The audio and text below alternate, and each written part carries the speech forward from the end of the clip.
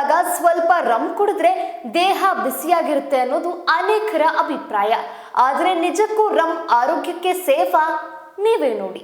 Rum ಕುಡಿಯೋದ್ರಿಂದ ನಿಜಕ್ಕೂ ಶೀತದ ಸಮಸ್ಯೆ ದೂರವಾಗುತ್ತಾ ಅಥವಾ ಇದು ಕೇವಲ ತಪ್ಪು ಕಲ್ಪನೆಯ? ಚಳಿಗಾಲದಲ್ಲಿ ರಮ್ ನಂತಹ ಆಲ್ಕೋಹಾಲ್ ದೇಹದಲ್ಲಿ ಹೇಗೆ ಕೆಲಸ ಮಾಡುತ್ತದೆ, ಕೆಲವೊಂದಷ್ಟು ಮಾಹಿತಿಯನ್ನ ನಾನು ತಿಳಿಸ್ತೀನಿ.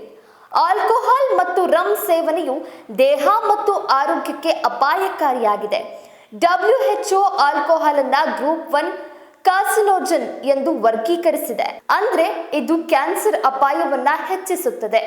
ಮದ್ಯವನ್ನು ಎಷ್ಟೇ ಪ್ರಮಾಣದಲ್ಲಿಯೇ ಆಗಲಿ ಕುಡಿಯೋದು ಆರೋಗ್ಯಕ್ಕೆ ಸುರಕ್ಷಿತವಾಗಿಲ್ಲ. ಅದು ನಿಗದಿತ ಪ್ರಮಾಣದಲ್ಲಿ ಕುಡಿದರೂ ಸರಿಯೇ. ನಾವು 2025ಕ್ಕೆ ಗುಡ್ ಬೈ ಹೇಳಿ 2026ರನ್ನ ಈಗಾಗಲೇ ಬರ್ಮಾಡ್ಕೊಂಡಿದ್ದೀವಿ. ಆದ್ರೆ ನ್ಯೂ ಇಯರ್ ಪಾಶ್ಚಿಮಾತ್ಯ ದೇಶದ ಸಂಸ್ಕೃತಿಯಾಗಿದ್ದು ಇದನ್ನ ನಾವು ಸಹ ಅನುಸರಿಸುತ್ತಿದ್ದೇವೆ. ಆದ್ರೆ ಹಿಂದೂಗಳ ಪಂಚಾಂಗದ ಪ್ರಕಾರ ನಮಗೆ ಹೊಸ ವರ್ಷವು ವಿಭಿನ್ನ ಹಬ್ಬಗಳ ಮೂಲಕ ಶುರುವಾಗಲಿದೆ.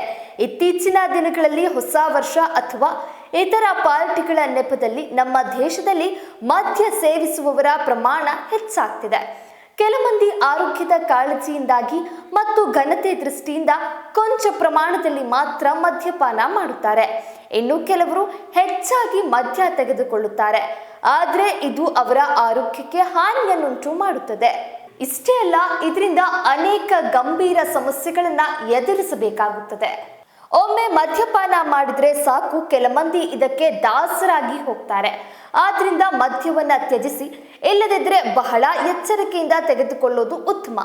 ರಮ್ ಅಥವಾ ಮದ್ಯದ ಬದಲು ನಿಂಬೆ ನೀರು ಕುಡಿಯಬಹುದು. ನಮ್ಮ ಭಾರತದಲ್ಲಿ ಅನೇಕ ಉತ್ತಮ ಪಾನೀಯಗಳಿದ್ದು ಅವುಗಳನ್ನ ನೀವು ತೆಗೆದುಕೊಳ್ಬಹುದು. ಈಗ ಚಳಿಗಾಲವಾಗಿದ್ದು ನಮ್ಮಲ್ಲಿ ಹಲವರು ಮದ್ಯ ಅಥವಾ ರಮ್ ಕುಡಿದ್ರೆ ಪ್ರಯೋಜನ ಪಡೆಯಬಹುದು ಎಂದು ಭಾವಿಸುತ್ತಾರೆ.